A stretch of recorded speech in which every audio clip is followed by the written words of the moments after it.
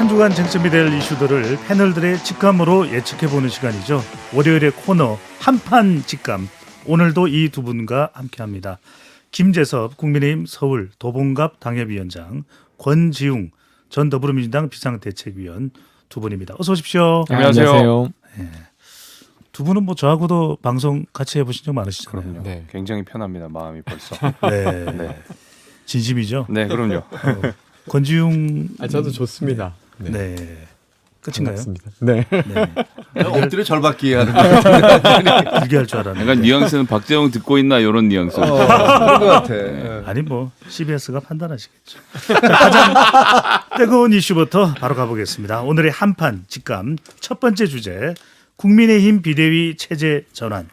목적은 이준석 내쫓길까. 자, 우선 오늘 오후 국민의힘 의총에서 결정된 사안에 대해서 두 분이 어떻게 보시는지 궁금한데, 먼저 김재섭 의원, 결정 사안이 뭔가요? 그러니까 비대위 체제로 가자라는 게 의총 결과인데요. 네. 근데 지금 뭐 말씀하신 대로 목적은 이준석 내쫓기냐라고 이제 여쭈셨잖아요. 네. 근데 당이 비상 상황이면 비상대책위원회가 뜨는 게 너무 당연한 일인데 비상대책위원회를 띄우는 것이 그 이면에 이준석 대표를 몰아내는 것 같은 뉘앙스를 주게 되면 사실 비상대책위원회가 뜨는 그 명분이나 목적 같은 것들이 사실은 납득이 좀 잘 안 되는 부분이 있죠. 네. 왜냐하면은 사실 이 비상 상황을 초래하게 된 것도 국민의힘인데 스스로 초래를 하고 나서 다시 비상대책위원회를 띄우고 그리고 나서 사실상 비상대책위원회를 띄우게 되면 최고위원회가 해산되기 때문에 네. 이준석 대표는 이제는 아예 공공연하게 당대표직을 상실하게 되는 거거든요. 뭐 상실한다라고 명시적으로 하진 않더라도 최고위원회가 상실되면 당연히 상실이 되는 겁니다. 그러면 네. 사실상 이 비대위 체제로 전환되는 것 자체가 이준석 대표 보고 나가라라는 소리로 되기 때문에 여기에 대해서는 아마 좀 비판이 있을 것 같아요. 왜냐하면 지금 비대위 체제로 가는 데에도 저항이 좀 있잖아요. 그 저항이라고 네. 하는 것이 당원 당규상에 매끄럽게 해석되지 않는 부분들. 예를 들면 비대위를 띄울 수 있느냐, 지금 비대위가 가능한 상황이냐, 이제 여기에 대해서도 이견이 있는 상황 속에서 다소 좀 무리하게 비대위가 뜬다라고 하면 그 이면에 당연히 이준석 대표가 나가라라는 얘기를 시사하는 것처럼 느껴질까봐 네. 저는 걱정이 됩니다. 김재섭 위원장 보기에는 이런저런 우여곡절이 있고 당헌 당규도 있지만 비대위로 간다고 봐야 될까요? 가겠죠. 왜냐하면 사실은 당원 당규도 당 안에서는 헌법과 법률이지만 그보다 더 중요한 것이 사실은 당 구성원들의 의사결정인 거니까 특히 이제 의총은 결정적인 효력은 없더라도 최소한 네. 당의 의사가 이렇다라는 것을 공공연하게 시사하는 정도의 역할은 수행할 수 있는 거기 때문에 저는 당원 당규와 별개로 의총에서 이 정도로 결론이 나는 상황이고, 그리고 언론 보도에 따르면 당정대 쇄신을 대통령실에서 지시를 했고 그다음에 거기에 대한 요청을 했고 거기에 따라서 당도 좀 개혁을 해야 된다, 쇄신해야 되는 거 아니냐라는 여론들이 이미 있는 상황이라고 알려져 있어서 비대위 자체는 불가피할 것 같습니다. 아니 그 정도 하려면 네. 사실 민주당 같으면 전당원 투표라도 뭐 형식적으로라도 하고 뭔가 조치를 취할 것 같은데 뭐 당대표가 물론 지금 여러 가지 의혹에 쌓여 있고 뭐 경찰 수사 결과 나와봐야 하니까 저도 팔짱 끼고 보고는 있습니다만 야, 이렇게 하다 그냥 의총에서 정해갖고 당대표를 엎으면 엎어진다는 것도 좀 이상하지 않습니까? 근데 그건 아닙니다. 오늘 그 의총 결과, 의총이 끝나고 나서 그 대변인의 브리핑들을 들어보면 의총은 그냥 이런 여론들을 제시하는 것이고 결국 상임위랑 전국위를 거쳐서 비상대책위원회 체제로 전환할 수 있다라고 명시를 했기 때문에 제가 아까 말씀드린 대로 당의 의사가 이 정도다, 비대위가 시급하다 정도를 공공연하게 당 입장에 그 당 명의로 낼 수 있는 상황 정도는 됐다라고 그래서 당원들도 그렇게 말씀드립니다. 생각한다고 보세요? 그거는 모르겠습니다. 아닌 분들도 많을 거라고 생각해요. 네, 어쨌든 간에 지금 의원들 의총에서는 비대위 체제가 굳어지고 있다. 권지웅 전 또 비대위원이잖아요, 그죠? 네. 전 비대위원이 보기에 국민의힘의 비대위 집권 여당 아직 임기 3개월도 안 됐는데 어떻게 그렇죠. 보세요? 저는 좀 두 가지 면을 좀 짚고 싶은데요. 하나는 그러니까 사실은 이준석 대표가 이제 징계를 받으면서 이 사안이 일단 시작된 것 같습니다. 그리고 네. 그때 당시에 국민의힘 당원 당규에 의하고 그리고 의총까지 거쳐서 이 당대표가 직무를 할 수 없는 이 상황을 사고로 볼 거냐, 거리로 음. 볼 거냐가 당시 쟁점이었어요. 네. 사고로 본다는 건 일시적으로 이제 그 직무를 못 한다는 것이고 음. 거리로 본다고 하는 건 사실상 당대표직이 박탈되는 것과 비슷한 네. 것이었죠. 근데 당시에는 이건 아주 일시적인 현상으로 봐야 된다라고 음. 결정을 했어요. 근데 그 결정을 했던 그 집단이 20일이 채 안 돼서 그것을 뒤집고 있는 겁니다. 그러니까 내부에 있는 구성원들이 야 이게 도대체 왜 이러는 거냐 이렇게 묻게 마련이고 저는 이 논란이 쉽사리 가라앉을 것 같진 않아요. 그리고 이 논란의 목적은 네. 건 비대위원이 보시기에는 이준석 내쫓기다. 저는 그런 어떤 의혹이 충분히 힘을 실을 만한 힘이 실릴 만한 상황이라고 봐요. 왜냐하면 20일 전에 했던 결정을 번복해야 될 다른 이유를 지금 찾지 못하고 있고 네. 내부 구성원들이 되게 공개적으로 반발하고 있는 상황이기 때문이고요. 두 번째로는 이게 지금 위기 상황을 극복하기 위한 조치이지 않습니까? 그럼 위기 상황을 극복할 수 있어야 돼요. 근데 지금 국민의힘 내지 윤석열 정부가 겪고 있는 이 위기 상황의 원인은 국민의힘 지도부가 아니었습니다. 아. 국민들 누가 권성동 원내대표 때문에 지지율이 떨어졌다고 생각하시겠어요. 저는 누가 봐도 윤석열 대통령께서 했던 행동과 언사 속에서 어쩌면 윤석열 대통령이 말했던 공정과 상식이라고 하는 게 애당초 없었구나 이런 식으로 생각하게 되면서 지금 지지율이 낮아진 상태예요. 네. 그러면 대통령의 어떤 해명이나 혹은 아니면 대통령실에 구성된 그러니까 대통령을 보좌하고 있는 사람들의 교체가 여기에 대한 위기 극복의 해법인데 갑자기 다른 데서 지금 해법을 찾고 있단 말이에요. 저는 좀 다르게 보는데요. 네. 그러니까 지금 뭐 세 분의 생각은 혹은 이제 우리 배 소장님까지 포함해서 이게 이준석 쫓아내기의 일환 아니냐라고 생각을 하시는 저는 진행자니까 물어본 거죠. 같은데, 네. 근데 저는 뭐 그렇게 볼 수 있는 측면이 있지만 사실은 제가 이제 당에서 사람들을 만나보면 굉장한 위기 의식이 있어요. 이게 권성동 지도체 체제로 이대로 갈 수 있겠느냐. 이게 우리가 벌써 실수가 벌써 몇 번째냐. 그리고 당이 지금 지지도가 폭락하고 있잖아요. 대통령 네. 지지도 폭락하고 있어요. 그런데 그 대통령보다는 당 쪽이 훨씬 더 이렇게 목소리들이 그 자유롭단 말이에요. 그러니까 이 사람들은 그 의원들은 이대로는 안 되겠다. 이대로 안 되니까 빨리 뭐 쇄신을 하든지 뭘 하는 당이 바뀌는 모습을 보여서 네. 그 의원들이 계속 얘기하는 경우는 당정청 모두 바뀌어야 된다라고 얘기하잖아요. 당도 바뀌어야 되고 대통령실도 바뀌어야 되고 내각도 바뀌어야 된다고 의원들이 계속 얘기를 하고 있단 네네. 말이에요. 그런 얘기를 하는 과정에서 이 권성동 대표 출범한 이후에 3가지 정도의 큰 어떤 실수가 있었고 그걸로 인해서 당이 지지도가 계속 떨어지고 있으니 뭔가 여기에 대해서 이것을 이 뭐랄까 달라지는 모습을 네. 보여주고 우리가 살아남을 수 있다. 평론가께는 이거 좀 여쭤볼게요. 지금 뭐 비대위가 만들어진다는 것은 정말 당이 집권 여당이 혼란 혼선인데 맞아요. 홍준표 대구시장은 권성동 원내대표가 원내대표직도 사퇴하라. 자 그러면 비대위가 어떻게 구성이 돼야 되고 뭐 권성동 원내대표 사퇴 여부를 포함해서 뭐 조기 전당대회로 가겠다는 뭐 플랜이 서 있는 겁니까? 아니, 그러니까 오늘 이제 의총에서 비대위 체제로 가자라고 결정을 했다. 뭐 89명이 찬성을 했다라고 하니까 그거는 이제 뭐 굉장히 그분들의 의사가 많이 반영이 되겠죠. 하지만 그게 과연 그 올바른 해법인가는 솔직히 저는 잘 모르겠어요. 홍준표 대구시장이 얘기한 대로 네. 이게 뭐 이런 정도 갖고는 안 된다. 원내대표도 사퇴를 하고 다시 뭐 판을 다시 짜야 된다라는 게 맞는지 그거는 사실 제 입장에서는 뭐 지금 얘기할 수는 없지만 네. 굉장한 위기 의식이 있다. 김재섭 위원장은 어떻게 생각해요? 지금 뭐 권성동 원내대표가 공무원 시험 합격은 권성동부터 시작해서 지도부 불합격은 권성동 뭐 지금 연이은 헛발질이 계속 나오고 있는데 사퇴해야 된다고 보십니까? 아니라고 보십니까? 그러니까 거기에 책임을 지고 사퇴를 한다 그러면 그러니까 직무대행과 또 원내대표직이라고 하는 것이 별개가 아니잖아요. 네. 그러니까 사실 그런 면에서는 논리적으로는 홍준표 시장의 말이 맞는 거죠. 그러니까 하나만 선택적으로 그만둘 수 있는 것은 아니고 왜냐하면 당연직으로서 직무대행을 받은 거기 때문에 네. 원내대표가 아니었으면 애초에 직무대행 자체도 아니었을 거고 이게 선택적으로 할 수 있는 문제는 아니라고 생각하거든요. 네. 그렇게 되면은 만약에 직무대행을 안 하겠다고 선언을 하신 거면 원내대표도 같이 사퇴하시는 게 맞긴 맞죠. 논리적으로는 맞다고 봅니다. 사퇴해야 된다. 자, 건지웅 위원이 보시기에는 지금 그러면은 이런 당의 움직임에 뭐 비대위다 또는 뭐 조기 전당대 실시 가능성도 지금 거론되고 있고 제일 지금 마음이 지금 이 당이 진행되는 모습에 대해서 답답할 사람은 이준석 대표거든요. 저는 이걸 이준석 대표가 가만히 보고 있지는 않겠죠. 글쎄요, 어떻게 하실지 뭐 제가 딱 짐작하기는 어려운데. 네. 근데 되려 이준석 대표 입장에서는 이준석 대표가 없는 상황에서 이렇게 혼란을 겪고 있는 것 자체가 본인에게 꼭 불리할 것만은 아니라고 생각할 법적 것 대응 같습니다. 같은 걸 할까요? 물론 이제 비대위가 구성된다고 하게 되면 사실상 음. 이제 당대표직이 사퇴되는 건데 음. 쫓겨나는 것이어서 거기에 대해서 법적 대응을 할 수도 있겠지만 네. 여튼 이 같은 상황이 벌어지는 것 자체가 이준석 대표에게 나쁜 일은 저는 아닐 거라고 왜요? 보고. 왜냐하면 본인이 없는 그러니까 음. 본인이 지도부가 아닌 상태에서는 저렇게 내용을 겪고 있다.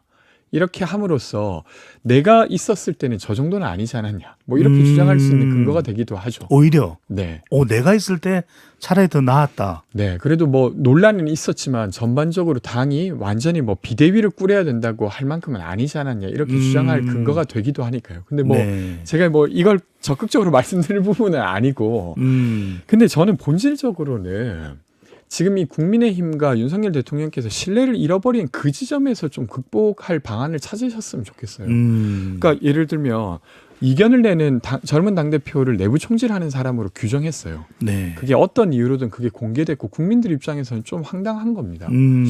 이견을 다들 다 저렇게 보셨던 건가? 그러면 대통령이 사실 나는 모든 걸 그렇게 보는 사람은 아니다. 근데 다만 그때 이런 걸 좀 강조하다 보니까 그랬다. 이렇게 해명이 돼야 네. 앞으로의 국정에 있어서도 이견을 낼 수 있게 되는 건데 지금 그런 해명 없이 그냥 가고 있어요. 그러니까 저는 이 시점을 짚지 않고 비대위를 꾸리든 뭐가 되든 지지율을 다시 반등시키기가 쉽지 않겠다. 근데 저는 네. 이준석 대표가요 법적 대응을 할 것 같아요. 느낌이 좀 그렇습니다. 왜냐하면 원래도 윤리위 징계 처분이 나왔을 때 법적인 대응을 하겠다라고 했는데 안 했죠. 안 했잖아요. 그리고 나서 사실은 뭘 자맹이라고 해야 될지 뭐 공식적인 행보라고 해야 될지 당원들을 막 만나는 일에만 몰두를 하다가 이제는 지도 체제의 변화가 확실하게 일어나고 있거든요. 그때는 그냥 윤리 징계만 에서 끝났다고 하면 지금은 정말 대표를 몰아내고 최고위가 해산되고 하는 말 그대로 여당의 지도 체제 자체가 바뀌는 거고 완전히 이준석 지우기를 하고 있으니까. 그렇게 되고 실제로 그 과정이 절차상으로 매끄럽지 않습니다. 중간중간 장애물이 툭툭툭 걸리거든요. 과연 비대위원장 모실 자격이 되냐. 이게 당원 당규상의 충돌이 계속 있는 상황이고 네. 만약 여기서 비대위가 뜨고 최고위가 완전히 해산되고 반사적으로 이준석 대표가 당대표직을 상실한다 그러면 이준석 대표는 이제는 아마 여기에 대해서는 법원에 가처분 신청을 할 수 있다고 보고 그리고 제가 여기서도 한번 말씀을 좀 드렸었는데 이 특히 이제 여당의 지도체제, 당권과 관련돼서는 법원이 생각보다 적극적인 태도를 보인다는 것. 그래서 제가 말씀드린 바가 있습니다. 원래는 정당의 자치사무는 법원의 개입이 거의 일어나지 않지만은 이 당권은 특히 여당의 당권이라고 하는 것은 권력과 아주 매우 가까이에 이렇게 가닿아 있기 때문에 실제로 법원이 개입할 여지가 충분히 있거든요. 저는 네. 그래서 아마 이 대표가 이걸 모르지 않을 거고 최근에 통화를 했어요? 저도 통화한 지는 좀 오래됐는데 네. 이거에 대해서는 논의한 바는 없지만 적어도 아마 그 사례를 모르지 않을 테고 네. 그러면은 적극적으로 법적인 대응을 할 거라고 저는 봅니다. 다만 법적인 대응을 하게 되면 당내는 또 엄청나게 큰 소란이 일어나게 될 거고 네. 가처분 신청이 인용되든 안 되든 각각 엄청나게 큰 정치적 파장들이 날 텐데 그거에 대한 해법은 이준석 대표가 따로 본인이 가지고 있어야 되겠죠. 그렇군요. 통화를 해서 좀 확인을 해줬더라면 우리 CBS 노컷 뉴스 탑이 될 뻔했는데. 김성애 소장님 보실 때, 통화를 한번 해보고 자 지금 오도록 이준석 대표 징계위를 통해서 6개월 정지, 그 이후에 당은 더 혼란, 대통령도 개입됐을 가능성까지도 지금 정황이 포착. 그건 다 이상한 게 아니 뭔가 계획이 있었겠지. 다 계획이 있었던 거야. 뭐 그런 기생충 영화의 대목처럼. 근데 지금 진행되는 상황을 보면 일각에서는 어떤 사람들은 오히려 윤석열 대통령이 반전으로 다시 이준석 대표를 껴안으면서 소매개동이 됐던 지지율을 반전시킬 것이다 이런 이야기 나오는데 아니 아무런 계획이 없었던 거예요. 지금 이준석 대표로 끊임없이 혼란인데 이제 당의 비대위 혼란까지 왜 이런 상황이 발생하죠? 전 계획은 당연히 있었을 거라고 생각합니다. 네. 그 계획은 뭐냐면 윤석열 대통령이 후보 시절 그전에 검찰총장 하던 시절에 이런 사람들은 범죄자다라고 생각했던 사람들을 다 잡아들이면 다시 정권의 지지율이 오를 거라고 생각하시는 것을 아직 버리지 않고 계시는 것 같고요. 네. 뭐 대표적인 사람이 이재명 후보에 대해서 중범죄자다 선언을 이미 해놓으신 게 있고, 그 다음에 최근에 통일부 장관들 뭐 국정원장 전부 다 지금 뭐 압수수색 막 하고 있지 않습니까? 네. 뭐 다 도망갔다 그랬는데 보니까 김현철 장관은 딸 만나고 귀국하셨어요. 네. 서훈 국정원장도 돌아왔고, 국정원장 한국에 있고, 박지원 원장도 한국에 있고 한데. 이분들 잡아 넣으려다 잘 안 되니까 이제는 또 그것도 모자라서 이번에는 통일부는 블랙리스트가 또 있다고 블랙리스트 압수수색을 또 시작을 하고 한상혁 방통위원장도 수사 들어가 있고 네. 감사하고 뭐 다방위로 전방위적으로 지금 하고 있지 않습니까? 거기다 이제 또 전가의 보도 금융범죄 앞으로 또 이제 다 들춰낼 거다 하고 계셔서 네. 이렇게 해서 범죄자들을 다 잡아들이고 나면 지지율이 오를 것이다라는 생각을 갖고 계시기 때문에 내부 총질자라고 이미 선언한 마당에 이준석 대표와의 관계를 회복할 가능성은 저는 없다고 봅니다. 아, 별로 없다. 네. 다시 그 반전의 드라마 같은 장면. 준서가 여기서 반전은 이준석 대표의 기소죠. 이준석 대표가 네. 알고 보니 죄가 있었다로 돼서 기소를 해서 완전히 정치적 생명이 끊어지는 것이 뭐 윤핵관들은 그런 쪽으로 갈 거라고 예상하고 이렇게 하는 거 아니겠습니까? 자, 김종혁 평론가님. 비대위원장은 누가 됩니까?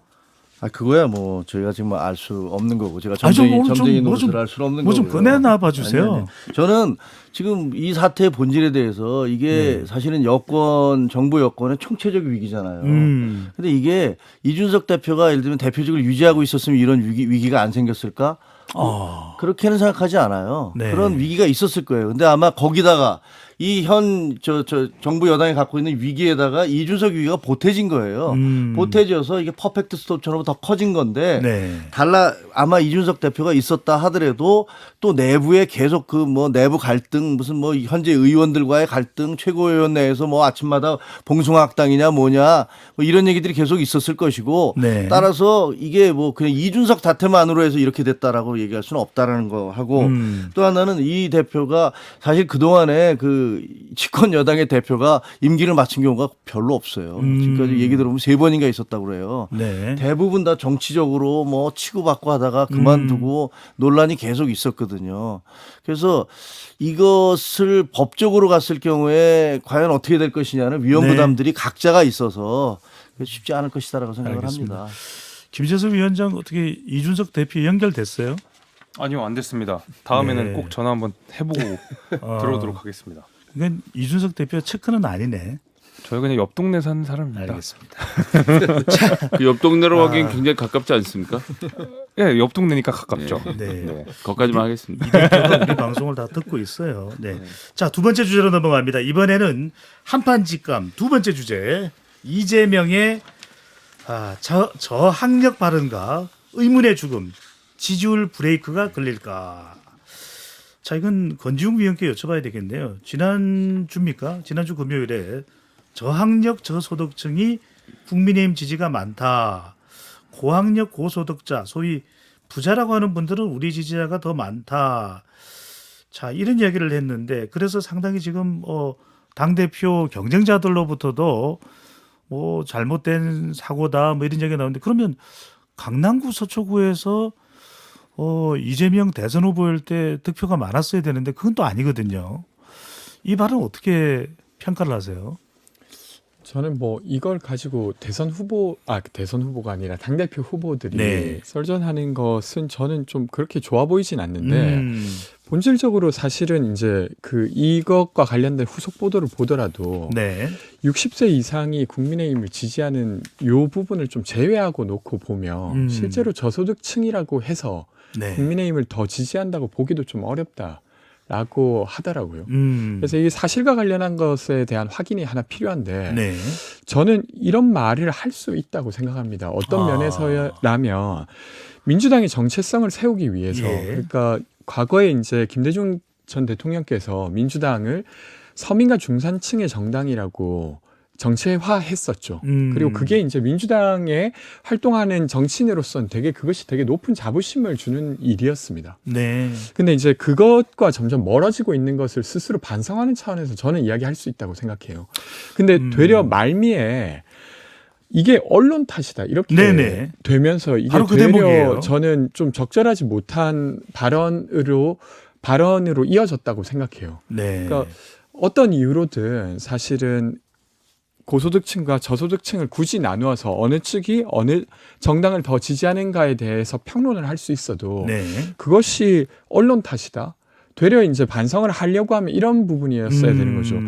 그러니까 주택을 소유한 사람보다 주택에 빌려 살고 있는 사람들을 더 만나지 못했던 민주당의 부족합니다. 네. 뭐 예를 들면 정규직 노동자보다 비정규직 노동자를 더 적극적으로 만나지 못했던 민주당의 노력이 부족이다. 이랬다면 저는 별 문제 없이 넘어갔을 발언이라고 그러니까 생각합니다. 이재명 의원의 발언이 권 위원 보시기에도 적절치 않았다. 네, 언론 탓으로 돌렸던 것은 저는 네. 적절한 발언 아니에요. 김재섭 위원장이 보기에는 왜 언론 탓으로 돌렸다고 보세요? 이게 한간에서는 국민의힘에서는 특히 전형적인 내로남불이다. 이재명 의원의 남탓 프레이드다. 이런 이야기가 나오는데. 그러니까 지도자의 자격이 없기 때문에 그런 겁니다. 남 탓하는 거는 뭐 지도자의 자격이 없어서는 그런 거라고 생각하고 그 이재명 의원의 사법 리스크를 계속 이야기했잖아요. 네. 근데 제가 항상 이야기했던 것이 이재명 의원의 사법 리스크 때문에 그 막말 리스크가 가려진 면이 계속 있어요. 이재명 의원이 사실 대선 후보가 되기 전까지는 네. 사법 리스크보다는 늘 막말 리스크로 그 공격을 받던 분이거든요. 근데 사법 리스크가 워낙 사이즈가 크니까 막말 리스크가 가려진 면이 있는데 이제 사법 리스크는 웬만한 국민들은 다 알고 계시니까 다시 한번 이재명 의원의 그 입이 문제가 되기 시작하는 겁니다. 그래서 뭐 당연한 수순이라고 생각하고 네. 특히 이제 뭐 저학력 뭐 저소득자 발언은 이른바 정치인들이 가장 해서는 안 되는 이른바 국민 개돼지론이거든요. 이게 그러니까 예를 들면 저소득층은 언론 때문에 국민의힘을 지지하고 거기에 대해서 심지어 안타깝다는 표현까지 했거든요. 네. 저는 그러면 당 대표라는 분이 서민과 중산층을 대표해야 되는 민주당에서 이런 비판이 나왔으면 우리가 왜 서민들한테 사랑을 받지 못했느냐를 검토해야지. 그것이 저학력 저소득자들이 언론에 영향을 받아서 안타까운 현실이고 그렇게 얘기하는 게 저는 지도자의 자격인지 모르겠어요. 그래서 네. 앞으로도 계속 이게 그 민주당의 당대표가 되는 데는 문제가 없을 겁니다. 어차피 이재명 의원의 그 지지율에는 이런 것들이 다 반영이 돼 있어요. 왜냐면 국민들이 다 알고 계시기 때문에. 다만 이재명 의원의 당대표가 막상 되고 나면 정말로 이제는 그 말 그대로 공격의 빌미를 너무 많이 주게 될 것이죠. 그런 의미에서 문제가 앞으로도 많이 될 거라고 간단하게 물어보면 김재섭 위원장이 보기에는 이재명 의원의 사법 리스크가 커요, 막말 리스크가 커요. 이거는 난형난제죠. 네, 굉장히 둘 다 강력한. 네. 다음부터는 꼭 좀 준비를 해서 네. 어느 게 더 높은지 좀 아니요, 둘 다 굉장히 판단을 높습니다. 좀 해주시고. 네. 자, 준비가 안 된 것으로 알고. 자, 또 하나 이슈가 있습니다. 이재명 의원이 배우자인 김혜경 씨 법인카드 유용 의혹에 대해서 참고인이 숨진 사건이 있었죠. 이것에 대해서도 관련 발언을 냈는데요. 나라가 무당의 나라가 돼서 그런지 아무 관계도 없는 사람이 검찰 또 경찰의 강압 수사를 견디지 못해가지고 언론과 검찰이 나를 죽이려 한다. 권지웅 의원 보시기에 이 발언은 또 왜 한 걸까요? 그러니까 이 발언의 본 취지는 네. 그 참고인 조사를 받은 분과 본인이 무관하다는 이야기를 한 거라고 저는 네. 생각됩니다. 그런 이야기는 해야 하죠. 무관하다고 하면. 무당의 나라라는 건 왜? 근데 이제 맞습니다. 그 이어지는 무당의 나라여서 그렇다고 언급하신다거나 혹은 아니면 어쨌건 그 이제 본인의 수사와 관련 그게 아무리 부당하다 하더라도 네. 그 수사와 관련된 분인데 그 사람의 죽음을 놓고 사실은 좀 애도하는 말로부터 이야기를 시작했어야 네. 된다는 생각은 저는 좀 듭니다. 그래서 그 두 가지 면은 저는 좀 부족함이 있지 않았나 싶습니다. 권지웅 위원이 보시기에 이재명 의원 지금 그래도 상당히 중량감이 있는 초선 의원이잖아요. 사실상 네. 당대표급이잖아요. 그렇죠. 어대명 이야기는 주변에서 이런 걸 좀 조언을 해주는 사람이 있어요, 없어요? 저는 뭐 아마 있지 않을까 싶고요. 네, 있기는 있다. 네, 근데 어쨌건 이게 사람의 말이라고 하는 게 사실 워낙 다르게 해석될 여지가 있는데 조금 지금은 워낙 또 관심을 많이 받고 있는 상태시기 때문에 네. 조금 조심하시는 게 좋겠다 이런 생각이 듭니다. 김성현 소장이 보시기에는 지금 이재명 의원의 이런 발언들이 지지층들은 열광을 시킨다. 하지만 당 대표가 만약 된다면 더불어민주당의 지지율을 갉아먹을 것이다. 이런 지적과 비판에 대해서는 어떻게 보십니까? 일단 저는 이재명 의원의 그러니까 이런 오늘 지금 말씀하셨던 것처럼 무당의 나라 이런 표현들은 필요 없는 표현이었다고 저는 생각을 하는데 그 이재명 의원이 실질적으로는 굉장히 실용적인 캐릭터거든요. 그래서 당 대표가 되고 나서의 모습은 좀 다를 수 있다라고 생각을 하고 경기도에서 도정을 할 때나 이것이랑은 좀 지금은 사실은 대선 기간 포함해서 이제 여야가 전쟁을 하는 기간이었기 때문에 그런 점이 좀 있었다라고 생각하고요. 당대표가 된 다음에는 당대표로서의 실용적인 면들을 강조하면서 좀 나가는 방향으로 가는 것이 좋겠다는 생각을 하고 있습니다. 네. 긍정적으로 보시는군요. 김성계 소장님께서는 어떤 부분을요? 아니 괜찮아질 것이다. 이재명 당대표는 당대표 역할이 있는 거니까요. 네. 저는 네. 정반대 입장인데요. 그 지금 아까 얘기했던 저학력 저소득층에 대한 그런 폄하 발언 비슷한 거나 그다음에 그 숨진 참고인이 나하고 아무 관련이 없다라고 얘기하는 게 그게 이재명 후보의 어떤 본질적인 측면을 다 반영해서 나타내주고 있다라고 생각을 합니다. 네. 그동안에 경기도지사 혹은 성남시장 하는 동안에도 수많은 대장동 비리라든가 백현동이라든가 많은 비리들이 있었는데 자기와 아무 상관없고 거기 있는 사람들 나는 아무도 모르는 사람들이고 이렇게 얘기를 해오셨잖아요. 그리고 네. 또 법카 의혹에 대해서도 그렇게 계속 주장을 해왔기 때문에 사실은 국민의 입장에서 보면은 도대체 이분의 어디까지를 믿어야 돼. 자기가 팔이 그 소년공으로서 팔이 굽어질 정도로 노동을 했다는 것을 계속 내세우면서 네. 내가 이렇게 가난한 집안에서 성공했습니다라고 얘기를 하면서 한편으로는 이 가난한 사람들은 우리 지원 안 해라고 이런 식의 폄하를 하는 것들. 그럼 도대체 둘 중에서 어떤 이재명이 진짜 이재명이냐라는 것. 그다음에 수많은 사람들이 자기와 관련이 있는 사람들이 죽거나 벌써 4명째 아닙니까? 네. 그런데 거기에 대해서 전혀 나는 그 사람들 몰라라고 얘기를 하는 그걸 어떻게 받아들여야 될까요? 상식적으로? 김평동 의원님 이걸 좀 여쭤보죠. 이재명 의원이 무당의 나라라고 했는데 김건희 여사를 겨냥했을까요? 그런 거겠죠. 건진 법사니 무슨 천공 네. 스님이니 스승인가 이런 분들이 이제 거론되는 것을 놓고서 무당의 나라라고 얘기를 한 것 같은데 이것도 무슨 아무런 그 구체적인 근거는 없는 거잖아요. 그럼 네. 무당의 나라라는 표현 자체가 좀 너무 과한 표현인 것 같아요. 그건 비판할 수는 있죠. 왜 그런 분들이 나와서 국정에 대해서 어떻게 그 유튜브나 이런 데서 떠들어대는지에 대해서는 얘기할 수 있을 수도 있겠지만 네. 글쎄 무당의 나라? 김건희 여사를 겨냥했다. 그러면 저 이재명 후보에 대해서는 죽음의 그 경기도시 이렇게 얘기를 해야 되나요? 네. 자, 질문을 김재석 위원장 쪽으로 넘어가겠습니다.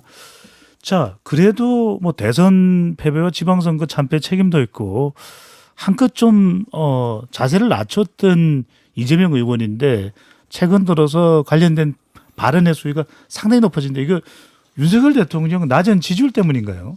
그러니까 야당의 대표가 거의 되는 상황이기 때문에 네. 당연히 이제 여당에 대한 비판 수위를 높여야 될 거고 또 또 지지율이 떨어지는 상황이니까 더 자신감 있게 치고 나가시는 것 같은데 네. 이 막말 리스크는 앞으로도 계속 현존할 것 같은 이유가 뭐냐면 이제는 경기도지사도 아니고 성남시장도 아니고 이제 국회의원이시니까 사실은 백현동이나 대장동이나 법인카드 의혹들이 나오긴 어려워요. 이제부터는 사법 리스크가 추가적으로 나오긴 어렵지만 네. 이재명 의원의 입은 여전히 건강하거든요. 그래서 앞으로도 그 막말 리스크는 계속 현존해서 쏟아질 거라고 생각합니다. 게다가 지금 국민의힘이 내용을 겪고 있는 상황, 그다음에 대통령실의 국정 운영이 난맥상이 있는 상황, 이 상황 속에서는 물 만난 이제 고기처럼 엄청난 독설들을 쏟아내실 거라고 생각합니다. 네. 지금 이재명 의원과 관련해서도 관련 발언 상당히 논란이 되고 있다는 말씀드리고, 자, 권지웅 위원께 이거 여쭤봐야 될 것 같습니다. 이재명 의원의 또 다른 발언이 화제가 되고 있는데 문자 폭탄을 막기 위한 방법으로 당원들이 의원들을 비판할 수 있는 플랫폼을 만들자는 제안을 했는데 이게 무슨 방법이고 이게 좀 합리적인 방안이 될 수 있나요? 저는 사실 그 사실 팬덤 정치를 비판하는 여러 측면이 있는데 네. 저는 팬덤 정치 자체가 비판의 대상이 될 수는 없다고 생각합니다. 정당 내에서 특정 의견을 강하게 주장하는 것 자체는 너무 자연스러운 일이에요. 네. 근데 저는 조금 더 세밀하게 들어가면 조금 저희가 경계했으면 하는 건 뭐냐면 상대의 의견, 그러니까 자신과 다른 의견은 틀렸다 혹은 아니면 적이다, 악마화하는 이 어떤 문화가 저는 잘못됐다고 생각하거든요. 근데 이제 그걸 막는 것으로서 이 플랫폼이 만들어지면 그게 막아질 것인가? 네. 라고 했을 때 그럴 것 같진 않아요. 근데 이 플랫폼을 만들었을 때 여러 가지 효과가 있겠지만 그 중에서 당원들과 그러니까 현직 국회의원들이 더 자주 소통하게 되고 연결된다는 측면은 저는 효과가 있을 거라고 생각됩니다. 그리고 그것은 나쁘지 않은 일이지만 네. 본질적으로 이견을 허용하지 않는 문화 자체는 이 플랫폼을 통해서 해소될 것 같지는 않습니다. 아, 소통 차원에서는 플랫폼을 시도해 볼 수는 있는데 네. 뭐 문자 폭탄을 대신할 수 있는 대체제가 되기는 어렵다. 그렇죠. 이렇게도 볼 수 있겠네요. 김성현 선생님 이것 좀 여쭤보겠습니다. 요즘 8.28 전당대회와 관련해서 어차피 대표는 이재명, 어대명이 나오는데 각 매체에서는 뭐 단일화가 어떻게 되냐, 강훈식, 박용진. 저는 이게 단일화에 대해서 왜 이렇게 보도가 되는 이유가 있습니까? 그거 말고 이슈가 없어서 그렇죠. 그거는 민주당이 잘못하고 있는 거고요. 특히 네. 뭐 이재명 후보는 처음 나올 때부터 제가 어떻게 하겠다라고 하고 대선 기간부터 보여왔던 본인의 철학이 있는 것이고 뭐 거기에 동의 부동의는 알아서 판단하는 문제인데 그럼 이재명이 왜 안 되느냐를 설명하는 다른 후보들이 그 얘기를 못 하고 있는 거예요. 이재명의 민주당이 이런 방향으로 가려고 하는데 틀렸다. 예를 들면 아까 전에 뭐 이제 가난한 사람들이 왜 민주당을 지지하지 않는가 이제 이런 게 대표적으로 이제 계급 배반 투표에 대한 이야기를 하는 건데 네. 그럼 이재명은 이렇게 생각하는데 그럼 이재명의 민주당은 이런 방향으로 가게 될 건데 우리는 그래서 안 된다라고 생각한다. 거기서 이제 진보적 대중정당 얘기를 하거든요. 네. 근데 그럼 진보적 대중정당으로 가자는 것은 이 계급 기반인 서민과 중산층의 정당으로서부터 이탈에 대한 의미를 전 이재명 의원이 포함하고 있을 가능성이 있다고 생각하는데 그럼 그것이 왜 아닌지에 대해서 딱 부러지게 설명을 하면서 선을 그으면 언론의 네. 관심도 관심도 당연히 둘 간의 대비로 돌아설 텐데 하여튼 민주당은 있고 이재명은 안 되고 내가 돼야 돼라고 말씀하시는 것만으로는 예, 관심을 끌 수 없으니까 어쨌거나 야당도 발제를 해야 되지 않습니까? 네. 그러니 단일화 얘기로 돌아가는 게 아닌가. 박용진, 강훈식 쪽으로 뭐 차별화되는 게 없다. 자, 우리 평론하면 또 김종인 평론가 아니겠습니까? 아닙니다. 근데 제가 뭐 하지 방송 마십시오. 막판에 급 반전의 예. 기회를 드립니다. 자, 이 8.28 민주당 전당대회 지금 진행되는 과정을 총평해 보신다면 어떤 의견을 주실 수 있을까요? 8.28 민주당 전당대회는 뭐 어대명이라는 말 그대로 이재명 후보가 되겠죠. 그리고 네. 된 다음에 사실은 그 국민의힘 의원들의 그 두려움도 거기 있는 것 같아요. 예를 들어서 민주당은 이재명 후보가 대표가 된 다음에 전열을 정비해서 총 공세를 펼 텐데 네. 그러면 이쪽에서는 어떻게 대응을 할 것이냐. 그러면 국민의힘에서 과연 권성동 대행 체제로 해서 거기에 대응할 수가 있을 것이냐. 혹은 뭐 대통령실은 제대로 움직일 수 있을 것이냐에 대한 어떤 그런 두려움 내지는 그런 걱정들이 있는 것 같아요. 네, 알겠습니다. 자, 김재섭 위원장 쉬고 있으면 안 되고요. 자, 40초 정도. 네. 자, 어대명 그러니까 어차피 대표는 이재명이다. 이런 현상을 어떻게 보세요? 왜냐면은 그 전까지 대통령 후보였고, 그러니까 당을 대표하는 자리에 있었고, 무엇보다도 이재명 의원을랑 맞서 싸울 만한 그 차기 선수들이 전혀 없었다라는 건 민주당에서. 그나마 이재명 의원이 잘못 나가고 있을 때, 민주당이 잘못 가고 있을 때 쓴소리를 내고 마지막까지 저항했던 의원들이 없었다라는 것. 그런 것들은 결국 민주당의 불행으로 작용하게 될 것이고 어대명이라는 현상으로 드러나게 되는 것이죠. 부담될 수밖에 없겠네요. 네, 그럼요. 알겠습니다. 한판 직감 여기까지 하도록 하고요. 권지웅 전 더불어민주당 비상대책위원, 김재섭 국민의힘 서울도봉갑 당협위원장과 함께했습니다. 좋아요? 구독, 알림 설정.